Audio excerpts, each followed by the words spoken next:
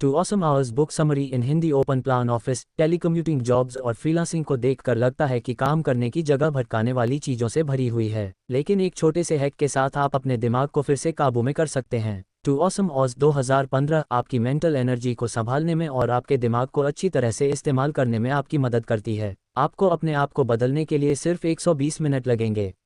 कोई भी जो अपने काम को लेकर परेशान है, कोई भी जो एक अच्छा साइकोलॉजिकल और बायोलॉजिकल तरीका ढूंढकर अपने आप को बदलना चाहता है, फ्रीलांसर्स जो अपने समय का अच्छे से इस्तेमाल करना चाहते हैं, ये बुक सिर्फ उनके लिए ही है। लेखक जोश डेविस न्यूरो लीडरशिप इंस्टीट्यूट में रिसर्च के प्रमुख प्रोफेसर और डायरेक्टर हैं। उन्होंने कोलंबिया विश्वविद्यालय से मनोविज्ञान की डॉक्टरेट की डिग्री प्राप्त की और कॉग्निशन और रेगुलेशन ऑफ इमोशन जैसे रिसर्च क्षेत्र में बहुत काम किया है। Two awesome hours book summary in Hindi. खुद को बदलो सिर्फ 120 मिनट्स में। ये किताब आपको क्यों पढ़नी चाहिए? कभी कभी आप पूरे दिन बिजी रहते हैं लेकिन आप कुछ भी ढंग का काम नहीं कर पाते हैं। आपको लगता है कि आपका सारा समय ईमेल्स चेक करने, मीटिंग्स में, कुलीग के साथ बात करने में और बाकी छोटे मोटे काम करने में जाता है। तो आप इन कामों को करने से कैसे बच सकते हैं? इन अध्यायों में 5 स्ट्रेटेजीज हैं जो आपको आपका टाइम और दिमाग कहीं और बर्बाद करने से रोकेंगे। ये आपके लिए कुछ नियम बना देंगी और आपको अपना काम सही तरीके से करने में मदद करेंगी। इसकी मदद से आप दिन में कम से कम 2 घंटे हाईली प्रोडक्टिव रह सकते हैं। अचानक रुकावट होने पर भी अच्छे से काम कैसे करें? अपने मन को कुछ देर के लिए भटकने देना आपके काम के लिए अच्छा कैसे हो सकता है? ज़्यादा खाने से आप बेहतर काम कैसे कर सकते हैं? बहुत इफेक्टिव बनने के लिए आपको अच्छे फैसले लेने होंगे। आप रोज़ बहुत से ऐसे काम करते हैं जो आपकी आदत में है। सोचिए आप कितनी बार अपने बिस्तर से उठे हैं, कपड़े पहने हैं, अपने ईमेल चेक किए हैं और कितनी बार मीटिंग्स में गए हैं। ये सारे काम हम ऑटोमेटिक ही करते हैं क्योंकि ये हमारे डेली रूटीन का हिस्सा है। हम शायद ही इनमें से कोई चीज़ करने से पहले सोचते हैं कि हम ये काम क्यों कर रहे हैं। ऐसा हो सकता है कि आपका डेली रूटीन आपका बहुत सारा समय और एनर्जी वेस्ट कर देता है और आपको पता भी नहीं चलता है। विवेक का एग्जाम्पल ले, क्योंकि वह एक कंसल्टेंट है तो मंथली एनालिसिस रिपोर्ट लिखना उसके लिए बहुत जरूरी काम था, लेकिन वो इसे करने के बजाय लोगों के दर्जनों ईमेल का जवाब देता रहा। ईमेल्स को चेक करना उसके डेली रूटीन का हिस्सा है और विवेक हमेशा अपने इस काम को प्रायोरिटी देता है जबकि उसका जरूरी काम कुछ और है। हम भी विवेक की तरह डेली रूटीन को प्रायोरिटी देते हैं और अपना काम अटका देते हैं। इसे कैसे बदला जा सकता है? एक सही डिसीजन लेकर। आपको एक डिसीजन तब लेना पड़ता है जब आपका कोई काम पूरा हो जाता है या रुक जाता है। ऐसे वक्त आपको चुनना होता है कि आप आगे क्या करेंगे। आइए एक एग्जाम्पल से समझते हैं। आपका एक कुलीग आपके डेस्क पर आता है और आपको लंच पर चलने के लिए कहता है। अब आपका रिपोर्ट ड्राफ्टिंग का काम बीच में रुक गया। यहाँ पर आपको एक डिसीजन लेना है कि या तो आप उसे मना कर दें और अपना काम पूरा करें या फिर अपने काम से ब्रेक लेकर उसके साथ लंच पर जाए।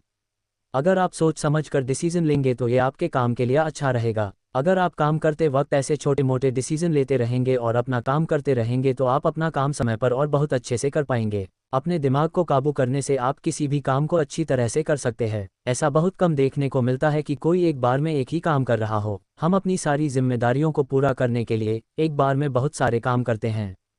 क्या आपको अपने ईमेल चेक करना चाहिए या मीटिंग की तैयारी करनी चाहिए? एक अच्छा डिसीजन लेना जरूरी है।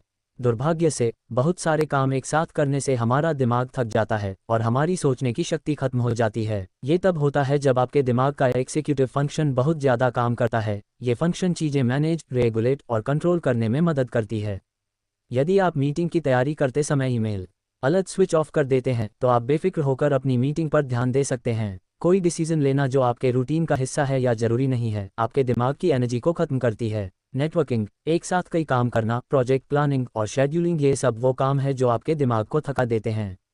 जाहिर है हम सारे कामों को टाल नहीं सकते जो हमारे दिमाग को थकाते हैं, लेकिन अगर आपको पता है कि कौन सा काम आपको थका सकता है तो आप उससे अच्छी तरह निपट सकते हैं और आप उस काम पर ज़्यादा ध्यान देंगे जो आपके लिए ज़्यादा ज़रूरी होगा। उन कामों को पहचानें जो आपको ज़्यादा थकाते हैं और इससे पहले कि आप उस काम में लगे उससे अच्छे से समझ लें। अगर रिपोर्ट बनाना आपके लिए दिन का सबसे ज़रूरी काम है तो आप दिन की शुरुआत ईमेल्स चेक करने से नहीं कर सकते हैं जो आपका डेली रूटीन है। बेहतर होगा अगर आप रिपोर्ट बनाने में लग जाए। अगर आप इफेक्टिव बनना चाहते हैं तो भटकने से डरना बंद कीजिए। हम सभी जल्द से जल्द काम पूरा करने की कोशिश में फ्रस्ट्रेट होते हैं, खासकर तब जब हमें बहुत सारे कॉल्स और मैसेज आते हैं। ऐसे में अपने काम पर फोकस करना मुश्किल हो जाता है, लेकिन इसका एक फ़ायदा भी है। क्या आप जानते हैं कि हमारा दिमाग भटकने के लिए बनाया गया है? क्या आपको लगता है कि हमारे पूर्वज बच पाते अगर वो अपने खाने पर ध्यान देते और उनके आसपास के जंगली जानवरों पर नहीं? बिल्कुल नहीं। जब हमारे आसपास कुछ बदलाव होता है तो हमारा दिमाग भटक जाता है। ध्यान भटकना पूरी तरह से नॉर्मल है। इसे ध्यान में रखते हुए हमें ध्यान भटकने से ज़्यादा अपने काम पर ध्यान भटकने के बुरे परिणामों के बारे में सोचना चाहिए। आपके ऑफिस में कुछ खास तरह के डिस्ट्रैक्शंस हो सकते हैं, जैसे कंप्यूटर और स्मार्टफोन्स। भले ही हम कंप्यूटर और स्मार्टफोन्स की हमेशा तारीफ करते हों हमारे काम को आसान बनाने के लिए, लेकिन वो हमें फोकस करने से और हमें काम करने से भी रोकते हैं। इसीलिए अगर आप अपने फ़ोन को स्विच ऑफ कर दें या साइलेंट मोड पर डाल दें तो ये एक अच्छी शुरुआत हो सकती है। लेकिन ऐसे डिस्ट्रैक्शन का क्या जो अनप्रेडिक्टेबल हो, जैसे एक एम्बुलेंस आपके गली से गुजर रही हो। ये सारे डिस्ट्रैक्शंस गलत नहीं हैं। कभी कभी हमें अपने दिमाग को भटकने देना चाहिए, क्योंकि इससे फोकस करने में मदद मिलती है। ये किसी पैराडॉक्स की तरह लगता है ना? लेकिन इसमें सच्चाई है। 2012 में कैलिफोर्निया विश्वविद्यालय के रिसर्च से पता चला है कि जब हम क्रिएटिव प्रॉब्लम से जूझ रहे होते हैं तो हमें हमारे दिमाग को भटकने देना चाहिए। सवाल यह है कि किस तरह आप अपने दिमाग को डिस्ट्रैक्ट करें लेकिन अपने काम को भी याद रखें। आप अपने दिमाग को कुछ अलग चीज़ पर लगा सकते हैं जो पूरी तरह से आपके काम से अलग हो या बहुत ही आसान हो, जैसे अपना डेस्क साफ करना या अपना लंच बनाना। अगर आप थोड़ी देर के लिए किसी और प्रॉब्लम के बारे में सोचते हैं तो आप बहुत अच्छे से अपने काम को फिर से शुरू कर सकते हैं, या फिर आप पूरी तरह से किसी दूसरे काम में लग जाए। इन दोनों तरीकों से आपके दिमाग को थोड़ा ब्रेक मिलेगा और आप अपने काम को और अच्छे से कर पाएंगे। अगर आप अच्छी तरह से काम करना चाहते हैं तो जरूरी है कि आप स्वस्थ रहें। हम सभी जानते हैं कि एक्सरसाइज स्वास्थ्य के लिए बहुत जरूरी है, लेकिन अगर यह आपको मोटिवेट करने के लिए काफ़ी नहीं है तो आपको बता दें कि एक्सरसाइज करने से हमारा दिमाग भी अच्छे से काम करता है। ये एक रिसर्च से पता चला जहां लोगों को रंगों में लिखे हुए शब्द बताने थे, जैसे येलो को हरे रंग में लिखा गया। लोगों को या तो रंग बताना था या शब्द, और उन्होंने ये टेस्ट एक्सरसाइज करने से पहले और एक्सरसाइज करने के बाद दिया। इस टेस्ट में ये देखा गया कि जो लोग एक्सरसाइज करने के बाद टेस्ट दे रहे थे उन्होंने ज़्यादा सही जवाब दिए।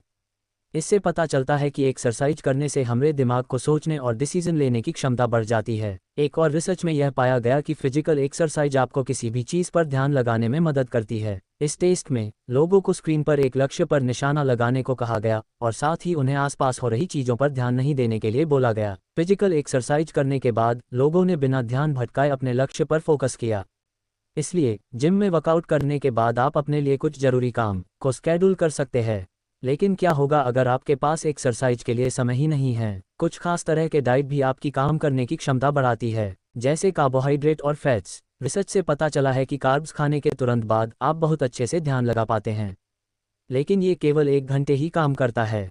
हैरानी की बात है, फैट्स कार्ब से ज़्यादा मददगार है। एक रिसर्च से पता चला है कि कुछ फैट्स खाने के 3 घंटे बाद भी हमारे दिमाग के लिए फ़ायदेमंद हैं। जो लोग डिहाइड्रेटेड हैं उन्हें फोकस करने में ज़्यादा मुश्किल होती है, इसलिए आप ज़्यादा पानी पीकर भी अपने दिमाग को इफेक्टिव बना सकते हैं। आप क्या खाते हैं सिर्फ यही आपकी इफेक्टिवनेस के लिए ज़रूरी नहीं है, आपके आसपास क्या होता है ये भी ज़रूरी है। एक अच्छा प्रोडक्टिव माहौल बनाने के लिए आप शोर, लाइट और चीज़ों को अपने हिसाब से एडजस्ट करें। क्या आप उन लोगों में से हैं जिन्हें काम करते समय पूरा शांत माहौल चाहिए होता है? क्या आप म्यूज़िक और शोर से काम में ध्यान नहीं लगा पाते हैं? सच्चाई ये है कि म्यूज़िक और गॉसिप आपके काम करने की क्षमता को घटा देता है। कई रिसर्चेस से पता चला है कि गॉसिप आपको ध्यान लगाने या किसी चीज़ को पढ़ने और समझने की शक्ति को इफेक्ट करता है।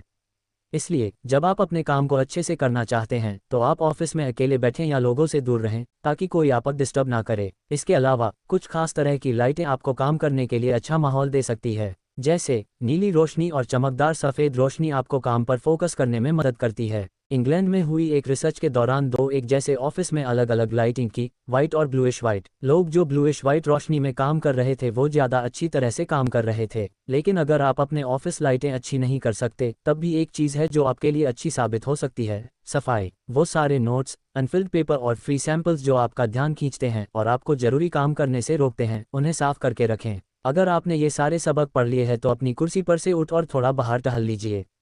जब आप टहल कर वापस आएंगे तो आप ये सारी स्ट्रेटेजीज को इस्तेमाल करना शुरू कर सकते हैं। कंक्लूजन, आप 5 आसान स्ट्रेटेजीज का पालन करके रोज कम से कम 2 घंटे अपने आप को इफेक्टिव कर सकते हैं। आप डिसीजन लें, अपने दिमाग को काम पर लगाएं, डिस्ट्रैक्शन से लड़ना बंद कर दें, अपने मन और शरीर को एक करें और अपने ऑफिस को अपने हिसाब से एडजस्ट करें। इस तरह आप अपने आप को अच्छी तरह से काम करने के लिए साइकोलॉजिकल और बायोलॉजिकल कंडीशन दे सकते हैं। किसी भी तरह से इसे कीजिए। अगली बार आपको लगे कि आपका दिमाग सही से काम नहीं कर रहा है या आप अपने काम पर ध्यान नहीं लगा पा रहे हैं तो आप काम छोड़कर थोड़ी देर के लिए बाहर चले जाएं। ऐसे सिचुएशन में आपको थोड़ी एक्सरसाइज की ज़रूरत है। और आप याद रखें कि आप सिर्फ जिम में ही एक्सरसाइज नहीं कर सकते हैं, ऑफिस के बाहर थोड़ी देर टहलना भी आपको अच्छा और फ्रेश फील करवा सकता है। तो दोस्तों, आपको आज का हमारा ये 2 awesome hours book summary in Hindi कैसा लगा? आज आपने इस बुक समरी से क्या सीखा? अगर आपके मन में कोई भी सवाल या सुझाव है तो मुझे नीचे कमेंट करके ज़रूर बताइए।